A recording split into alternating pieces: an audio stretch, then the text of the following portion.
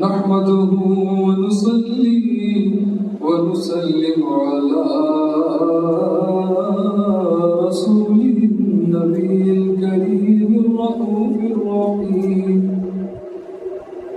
أما بعد فأعوذ بالله من الشيطان الرجيم.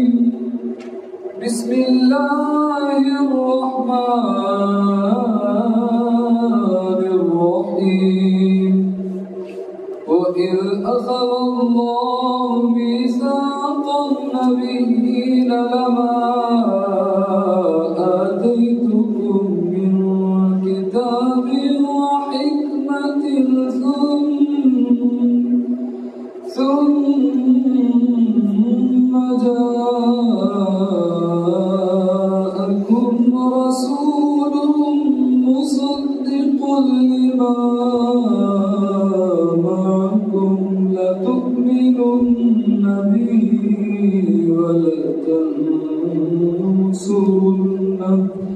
قال أقررتم وأخذتم على ذلكم إصري قالوا أقررنا قال فاشهدوا وأنا معكم من الشاهدين.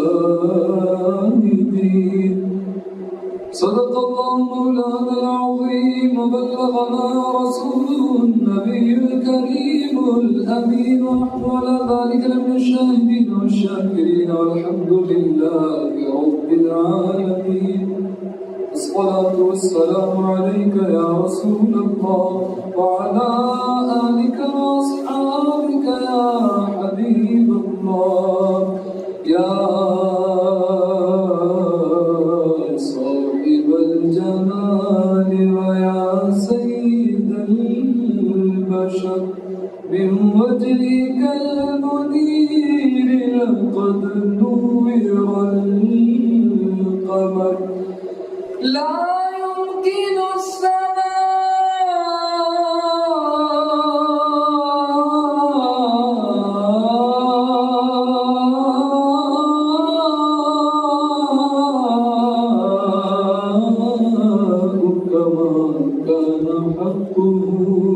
بعد خدا بزرگ توئی قصہ مختصر.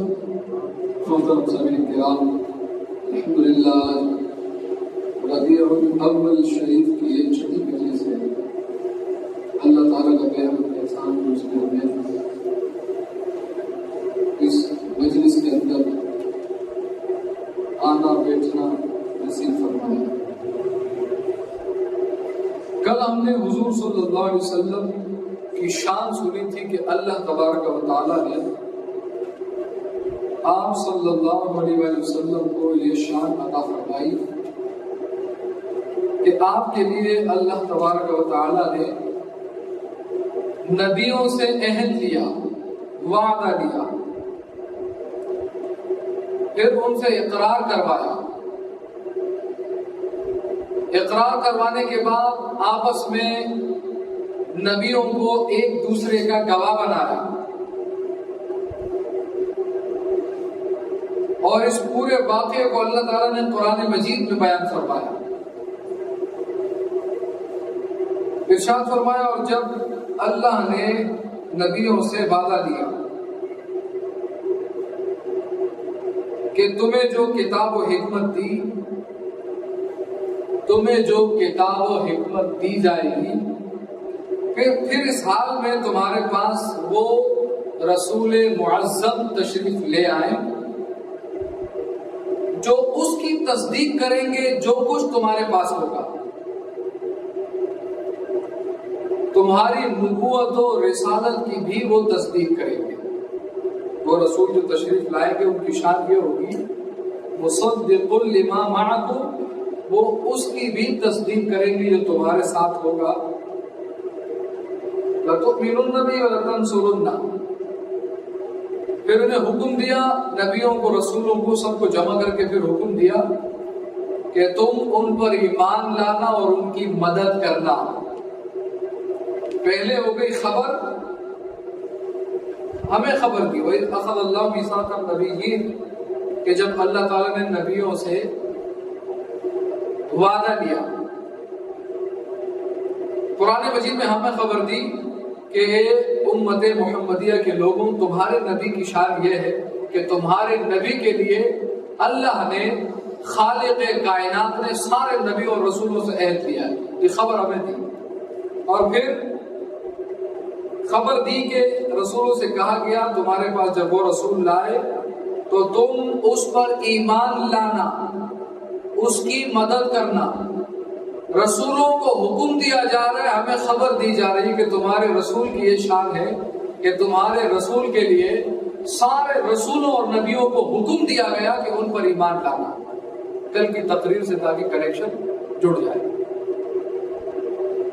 اور پھر ان سے پوچھا کہ جو تمہیں حکم دیا ہے کہ ان پر ایمان لانا، ان کی مدد کرنا، یہ جو تمہیں حکم دیا ہے، قال اقررتم، پھر نبیوں سے خدا پوچھ رہا ہے قال اقررتم، کیا تم اقرار کرتے ہو؟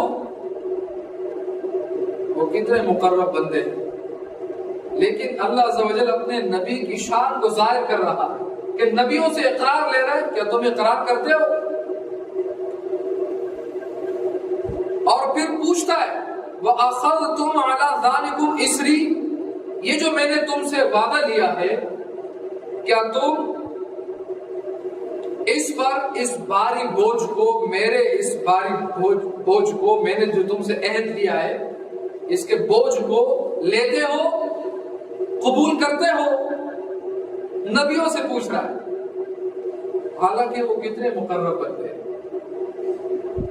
اس آیت کو بیان کرنے کا مقصد، ویسے تو کل میں بیان کر دیا تھا میں نے، لیکن میں صرف کنیکشن جوڑنے کے لیے اگلی تقریر سے اور پچھلی تقریر سے میں عرض کر رہا ہوں کہ نبیوں سے اقرار لیا اور ان سے پوچھا یہ بھاری بوجھ لیتے ہو؟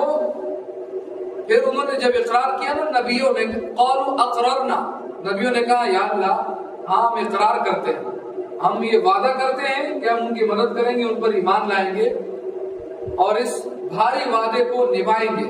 اقرار کر لیا. قال فاشهدوا، حکم دیا، پوچھا اقرار کرتے ہو، اس عہد کو لیتے ہو؟ انہوں نے اقرار کیا. اب اقرار کرنے کے بعد سب کو گواہ بنا رہے ہیں، نبیوں کو، رسولوں کو آپس میں. فاشهدوا، اب آپس میں ایک دوسرے کے گواہ ہو جاؤ کہ ہاں تم نے اقرار کیا تھا. نبیوں کو خدا نے جمع کیا عالم ارواح میں، نبیوں کی روحوں کو جمع کیا اور پھر پوچھ رہا ہے سب سے کہ آپ اقرار کرتے ہو؟ اقرار کروا لیا، پھر گواہ بھی بنا دیا کہ گواہ بھی بن جاؤ. اور پھر یہاں بات ختم نہیں کہ ارشاد فرمایا فاشهدوا وانا معكم من الشاهدين، تم تو گواہ بن گئے لیکن یہ بھی سن لو کہ میں بھی تمہارے ساتھ گواہوں میں سے ہوں. اور پھر ارشاد فرمایا فمن تولى بعد ذلك فاولئك هم الفاسقون. اب اس کے بعد جو بھی پھر گیا، جو بھی پھریں گے وہ فاسق ہوں گے. جو پھر گیا وہ فاسق ہوگا.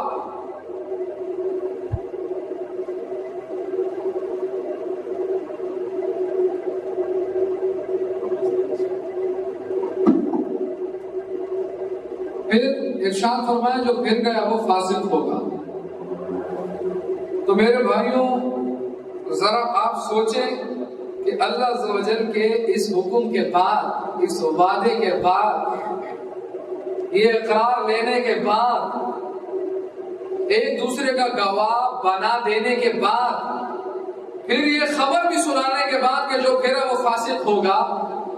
آپ ذرا یہ سوچئے کہ وہ عام لوگ نہیں تھے، انبیاء و مرسلین علیہ السلام تھے. جب وہ اپنی امتوں میں تشریف لائے ہوں گے تو اس وقت ذکر مصطفیٰ کا عالم کیا ہوگا. یہ اللہ سے بڑی محبت کرنے والے ہیں. ان کو آگ میں ڈالا گیا تو کہا جبرائیل تو پیچھے رہ، تیری مدد کی ضرورت نہیں، مجھے آگ میں ڈالا جا رہا ہے، ٹھیک ہے. کہا تو خدا کو پکار لو کہ مجھے بچا لو. کہا پکاروں گا بھی نہیں، میں راضی ہوں اس کے نام پہ اگر مجھے ڈالا جا رہا ہے آگ میں پھر بھی راضی ہوئے، ایسے لوگ تھے۔ اب پکار لو رب کو۔ حضرت ابراہیم علیہ السلام فرماتے ہیں وہ خود جانتا ہے کہ کیا ہو رہا ہے، اور یہ وہ لوگ تھے جن کو شہید کیا گیا، یہ عام لوگ نہیں تھے، انبیاء و مرسلین جو اللہ سے اتنی محبت کرنے والے ہیں کہ ان کا کھانا پینا ہی خدا کی عبادت، خدا کا ذکر تھا، ان کے دل کی دھڑکن خدا کی محبت ہوا کرتی تھی، ان کی آنکھیں دنیا کا کوئی نظارہ نہیں دیکھنا چاہتی تھی، ان کو صرف خدا کی رحمت کے جلوے دیکھنے کا اشتیاق ہوتا تھا کہ بس رب سے کلام ہوتا رہے، اللہ کی یاد میں رونا، اس کے لیے لڑنا، اس کے لیے بیٹھنا سونا۔ اب جو اللہ سے اتنی محبت کرتے ہیں تو جب خدا نے حکم دیا کہ میرا محبوب آئے گا، اگر تمہارے زمانے میں آ گیا تو تمہیں اس پر ایمان لانا ہوگا، یہ خود رب کے محبوب اور محمد مصطفیٰ خدا کے حبیب، یہ رب کے محبوب بندے، یہ جب دنیا میں تشریف لائے خدا کے محبوب بن کے، تو کیا ان کی نگاہوں میں وہ تصویر نہیں ہوگی کہ کاش ہمارے وقت میں، ہمارے زمانے میں وہ رب کا حبیب آئے تو ان پہ جان قربان کر دیں گے۔ اور میں زیادہ تفصیل میں نہیں جاتا، ان نبیوں نے پھر حضور علیہ الصلوۃ والسلام کی تعریف و توصیف اس حد تک کی، اتنی حضور علیہ الصلوۃ والسلام کی حمد و ثنا کی کہ عیسیٰ علیہ الصلوۃ والسلام جو حضور علیہ الصلوۃ والسلام سے پہلے آخری نبی ہوئے، آپ سے پہلے عیسیٰ علیہ السلام یہ تشریف لائے کہ آپ کے بعد پھر کوئی نبی نہیں آیا، آخری نبی ہمارے نبی علیہ الصلوۃ والسلام تشریف لائے۔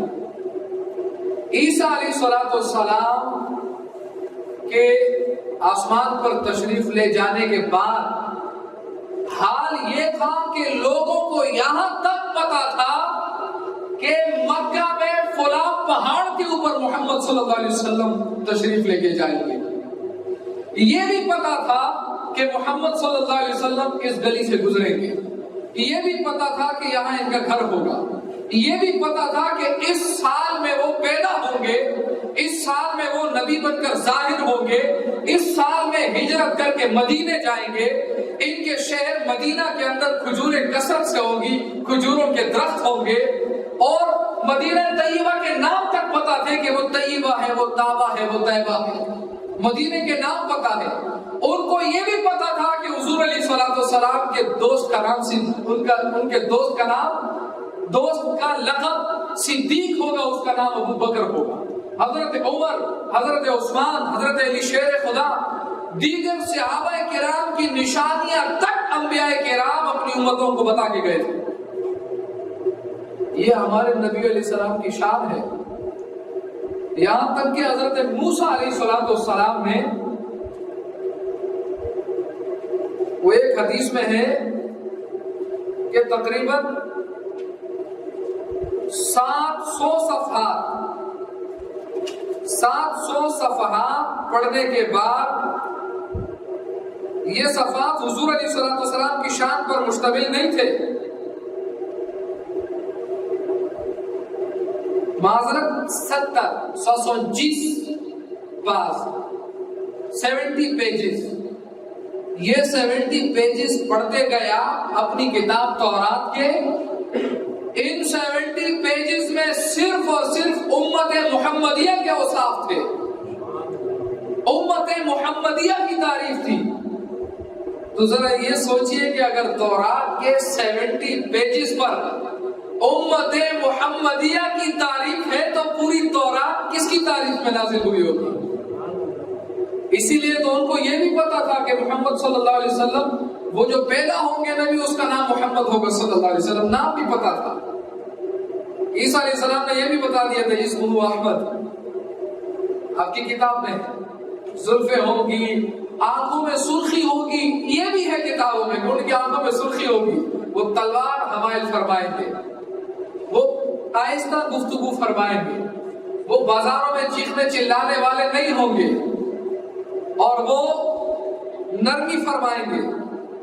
اور میرے بھائیوں، اس موقع پہ زبور شریف کی یہ روایت پڑھنا مزے سے بالکل خالی نہ ہوگا، یہاں تک کہ فرمایا وہ مالک ہوگا اور دریا سے دریا تک جود و سخا فرمائے گا اور نہروں سے زمین کے آخری کناروں تک، اور جزائر کے باشندے اس کے سامنے گھٹنوں کے بل بیٹھیں گے اور اس کے دشمن اپنی زبانوں سے خاکے زمین ہو جائیں گے اور بادشاہ اپنے حواس کے ہمراہ سر کے بل اس نبی کی بارگاہ میں حاضری دیں گے. اور پھر ارشاد فرمایا اور امت اس کی فرما برداری کرتے ہوئے آگے بڑھتی جائے گی، گردن جھکا دینے سے ان کو نجات دے گا. دوسروں کے سامنے گردن جھکا دینے سے امت کو نجات دے گا اور جو بھی مظلوم ہوں گے ان کو ظالموں سے نجات عطا فرمائے گا، خلاصی بخشے گا. ان سے جو ان لوگوں سے بھی چھڑائے گا جو ان سے زیادہ طاقتور ہوں گے. ارشاد فرمایا یہ ضعیفوں کمزوروں کا مددگار ہوگا، ضعیفوں اور مسکینوں پر مہربانی فرمائے گا، اس پر درود بھیجا جائے گا. پھر ارشاد فرمایا اور ہر وقت ان پر دعا کی جائے گی اور اس کا ذکر ہمیشہ تا قیامت باقی رہے گا.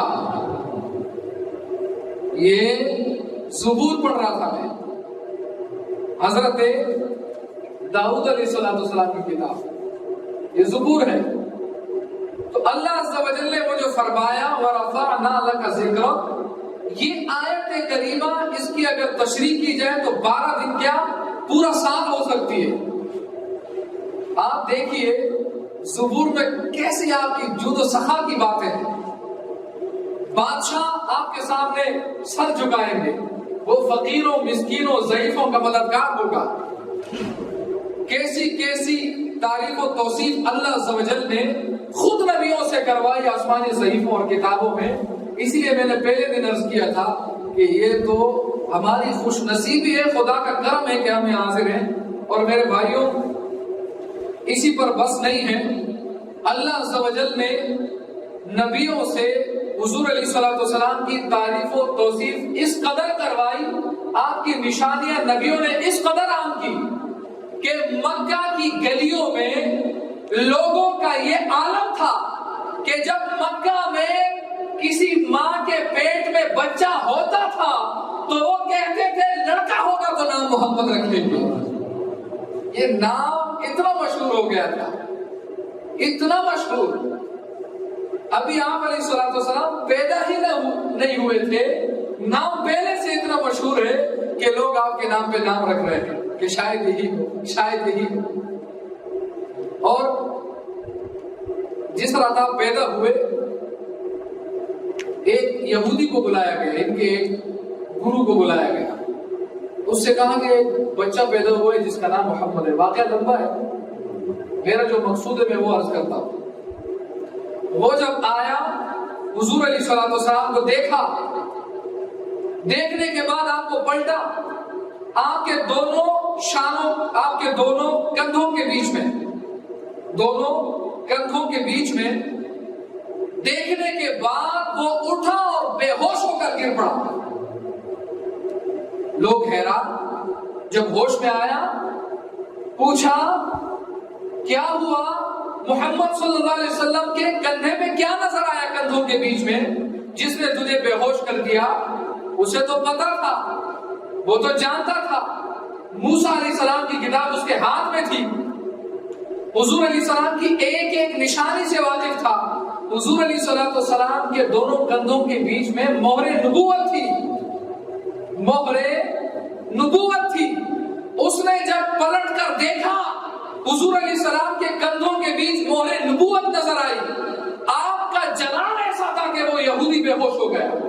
جب ہوش میں آیا تو چیخنے لگا، چیختے چیختے پہاڑ پر چلا گیا، کہنے لگا اے یہودیوں کے گروہ تم تباہ ہو گئے، وہ محمد صلی اللہ علیہ وسلم پیدا ہو چکے ہیں۔ میں اپنے مفہوم میں یہ واقعہ عرض کر رہا ہوں، وہ محمد صلی اللہ علیہ وسلم پیدا ہو چکے ہیں کہ ساری دنیا ان کے قدموں میں جھک جائے گی اور سارے کے سارے دین منسوخ ہو جائیں گے، رہے گا تو قیامت تک انہی کا دین رہے گا۔ وہ یہودی ابھی آپ پیدا ہوئے ہیں، تو میرے بھائیوں ذرا سوچئے، اس آیت کو سوچئے، اور پھر نبیوں کی حضور علیہ السلام کے ساتھ جو محبت تھی اس محبت کو سوچئے کہ ہم کیا ذکر کرتے ہوں گے۔ یہاں لوگوں سے پوچھو حضور علیہ السلام سے آپ کی سنتوں سے لوگ کس قدر دور ہے، ٹھیک سے نماز نہیں پڑھنا آتی حالانکہ امتی ہیں۔ ذرا نبیوں کی محبت دیکھیے کہ انہوں نے اس قدر آپ علیہ السلام کی حمد و ثنا بیان کی تھی کہ آپ کے شہر کا پتہ، اس میں پہاڑوں کا پتہ، اس کے درختوں کا پتہ، اس کا پورا نقشہ پتہ، آپ کے دوستوں کا پتہ، آپ کی پیدائش کا پتہ، آپ کی نبوت کے ظہور کا پتہ، آپ کی ہجرت کا پتہ، ایک ایک چیز کا انہیں پتہ تھا۔ ہم جہاں صحیفوں میں حضور علیہ السلام کے حوالے سے خاص نعتیہ کلمات ہیں انہیں انشاءاللہ بیان کرتے ہیں۔ کچھ نوجوانوں نے مجھے حکم دیا تھا کہ ہم سب کے سب آئیں گے، تقریب 50 پہ ختم ہونی چاہیے، ان میں سے ایک بھی نہیں ہے۔ میں نے کل بھی 50 پہ ختم کر دی تھی، تو میرے خیال سے باہر تشریف فرماؤں گے، اگر سن رہے ہیں تو برائے مہربانی میں اپنے وعدے پر قائم ہوں۔ میں نے 51-52 تک لے جانے کے لیے کہا تھا، آپ برائے کرم اندر بیٹھا کریں اور یہ کرم نوازی کیا کرے ہمارے اوپر تاکہ ہمارا بھی دل لگے آپ کے خوبصورت چہرے دیکھ کے۔ زبور شریف میں ایک اور روایت ہے، اللہ تعالیٰ نے حضور صلی اللہ علیہ وسلم سے خطاب فرمایا زبور شریف میں، ارشاد فرمایا فاضت النعمت من شفتیک، ارشاد فرمایا اے محبوب تمہارے ہونٹوں کے فیض سے نعمتیں جاری ہیں، تمہارے ہونٹوں کے فیض سے۔ اعلیٰ حضرت کا کلام دیکھا ہے، کون دیتا ہے دینے کو منہ چاہیے، دینے والا ہے سچا ہمارا نبی۔ یہ ذرا دیکھیے کہ اعلیٰ حضرت کا علم کہاں کہاں ہے، ذہن کہاں کہاں ہے اور قلم کہاں کہاں چلتا ہے۔ یہاں زبور پڑھی، وہاں اعلیٰ حضرت کا شعر آ گیا، کون دیتا ہے دینے کو منہ چاہیے، دینے والا ہے سچا ہمارا نبی۔ اور یہ زبور شریف کی آیت ہے، فاضت النعمت من شفتیک، تیرے ہونٹوں کے فیض سے نعمتیں جاری ہیں، جھولیاں بھر رہی ہیں۔ من اجل ھذا بارک اللہ لک الی الابد، فرمایا اس کی خاطر قیامت تک اللہ تعالیٰ نے آپ کو برکت عطا فرمائی ہے۔ میں اس کی تشریح میں یہ عرض کروں گا کہ محبوب یہ جو آپ نعمتیں لٹاتے ہیں، ان نعمتوں کے لٹانے میں اللہ تعالیٰ نے آپ کے لیے قیامت تک برکت عطا فرمائی ہے کہ گدھا، فقیر، مسکین، مانگنے والے ختم ہو جائیں گے، محبوب تیری رحمت کے خزانوں میں نعمتیں ختم نہیں ہوگی، برکت ملی ہے قیامت تک۔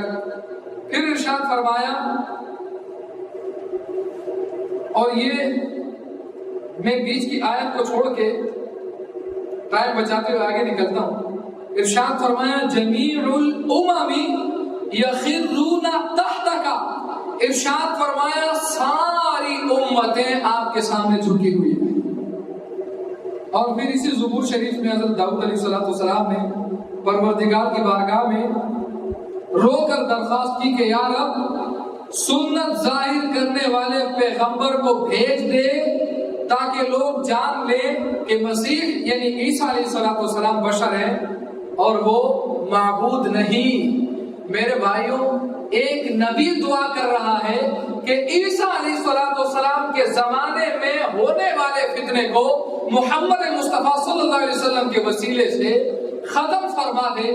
حیرت ہے ان لوگوں کے اوپر کہ نبی آپ کے وسیلے سے، آپ اللہ تعالیٰ سے دعا کر رہے ہیں کہ آپ کو بھیجیں کہ آپ ان کی امت سے اس فتنے کو ختم کریں، اور آج اس امت کے اندر ہی ایسے لوگ پیدا ہو گئے ہیں جو کہتے ہیں نبی کیا کر سکتا ہے۔ وہاں نبی دعا فرما رہے ہیں رو کے، اور یہاں یہ ہنس ہنس کے گستاخیاں کرتے ہیں۔ اللہ تعالیٰ نیک عمل کرنے کی توفیق عطا فرمائے۔ حضور علیہ السلام کی جو شان اللہ عز و جل نے بیان فرمائی ہے اسے سمجھنے کی توفیق عطا فرمائے۔ اور یہ جو ہم نعتیں پڑھتے ہیں کہ ہر طرف حضور کا ذکر ہے، ویسے تو ہم نے جب سے تقاریر شروع کی ہے مجلس میں، ہم نے حضور علیہ السلام کے ذکر کو کائنات کے چپے چپے پہ ثابت کیا ہے، لیکن آج یہ مبعوث علیہ السلام ایک نبی ہیں۔ میں صرف ان کی 3 آیتیں پڑھ کے ختم کرتا ہوں۔ نمبر 1 ارشاد فرمایا وَامْتَلَأَتِ الْأَرْضُ مِن تَمْحِيدِ أَحْمَدَ وَتَقْدِيسِهِ وَمَلَكَ الْأَرْضَ وَرِقَابَ الْأُمَمِ۔ یہ ایک نبی پر اترے ہوئے صحیفے کی آیت ہے۔ اللہ تعالیٰ فرماتا ہے پوری کی پوری زمین محمد صلی اللہ علیہ وسلم کی حمد اور آپ کی پاکی سے بھر گئی۔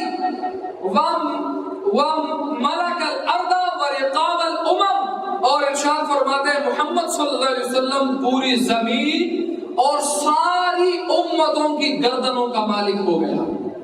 کیا ارشاد فرمایا وَامْتَلَأَتِ الْأَرْضُ مِن تَمْحِيدِ احمد و تقدیسی، زمین بھر گئی۔ اور وہ جو ہم کہتے ہیں نا ہر طرف نور پھیلا ہوا ہے، آپ ہی کا نور ہے، وہ ہم نہیں کہتے، وہ مبعوث علیہ السلام کے صحیفے کی آیت ہے۔ اللہ تعالیٰ فرماتا ہے یضیء بنورہ الارض، کہ آپ صلی اللہ علیہ وسلم ہی کے نور سے پوری زمین روشن ہے۔ آپ علیہ السلام کے نور سے پوری زمین روشن ہے۔ اور یہاں ابھی قرآن کو ہم نے چھیڑا ہی نہیں ہے اس تقریر میں، یہ دیگر انبیاء کی صحیفے اور کتابیں ہیں۔ جتنی میں نے تقریر کی اس سے کئی زیادہ آیتیں حضور علیہ السلام کی شان میں روایات موجود ہیں۔ ہمیں بتانا صرف اتنا تھا کہ میرے بھائیوں، حضور علیہ السلام کی حمد و ثنا نعتیں پڑھنے والے قصوروار صرف ہم لوگ نہیں ہیں جو ہمیں لوگ قصوروار کہتے ہیں، یہ تو نعتیں پڑھتے ہیں، یہ تو تعریف کرتے ہیں۔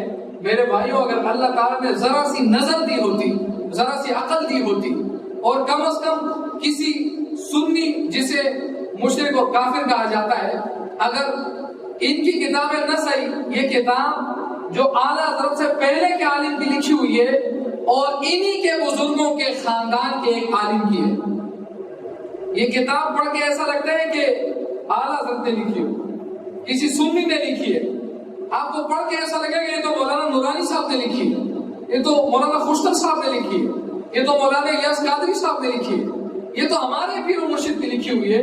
آپ کو ایسا لگے گا کہ جو ہم نعتیں پڑھتے ہیں روز، وہ ساری نعتیں تو اسی سے نکالی ہوئی ہیں۔ اور اس میں کیا ہے؟ اس میں آپ نے سن لیا کہ دیگر انبیاء کی صحیفوں اور کتابوں میں حضور علیہ السلام کی جو تعریف لکھی ہے وہی ہم نعتوں میں بیان کرتے ہیں۔ ہم وہ نعت میں بیان کرتے ہیں تو کافر و مشرک ہو جاتے ہیں معاذ اللہ۔ تو آپ ذرا سوچئے ان لوگوں کی بات کہاں تک جاتی ہے۔ اللہ تعالیٰ نیک اعمال کی توفیق دے، وما علینا الا البلاغ المبین۔